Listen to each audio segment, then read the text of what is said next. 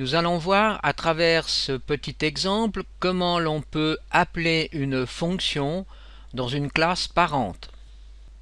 Je commence par créer une classe que j'appelle parent, qui est une extension donc toujours de la classe actor. À l'intérieur de cette classe, je commence par définir deux variables vecteurs, une location offset et une autre variable vecteur location 0. Ensuite ici je crée une première fonction que j'appelle movesprite.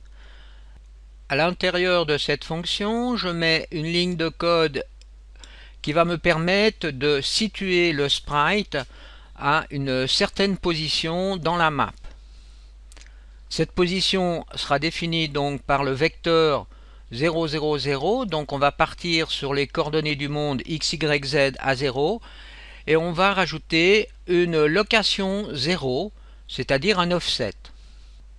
Ensuite, je crée une deuxième classe que j'appelle testParent, qui cette fois-ci est une extension de la classe parent que je viens de créer.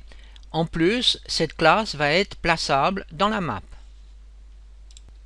Dans la fonction postBeginPlay, je définis donc des locations 0 pour l'axe des x et des y à 0 et sur la coordonnée z de 64. Ça veut dire que j'aurai un déplacement de 64 unités en hauteur. Ensuite, j'appelle une fonction movesprite. C'est cette fonction qui se trouve ici, qui elle va me positionner donc le sprite déjà à 64 unités par rapport au sol. Une fois que je suis sorti donc de cette fonction, je reviens donc à cet endroit, je redéfinis ici une valeur de z de 256 unités, et là je fais intervenir un timer de 3 secondes qui va donc être sur faux, c'est-à-dire qu'il va s'exécuter qu'une seule fois, et il va appeler la fonction supermove qui est ici. C'est à l'intérieur de cette fonction que je vais pouvoir tester le fait d'aller chercher une fonction dans la classe parente. Pour cela, il suffit que je précise superMovSprite. À ce moment-là, je vais dans la classe parente et j'effectue donc cette fonction. Dans la classe testParent, dans les défauts propriétés, j'ai défini ici le sprite que j'utilise avec ces lignes de code. Alors là, vous voyez, j'ai utilisé le poisson que l'on a vu dans les cours précédents.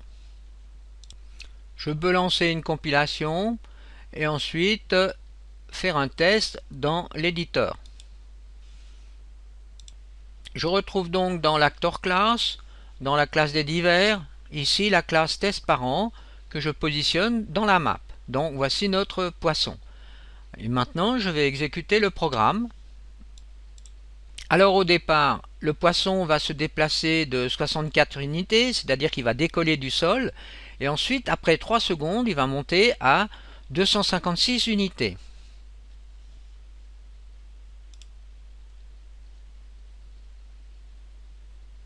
Le tour est joué. Donc nous venons de voir, à travers un test tout simple, comment l'on peut appeler une fonction dans une classe parente. Alors je vous conseille d'effectuer toujours des petits tests pour apprendre la programmation Unreal Script.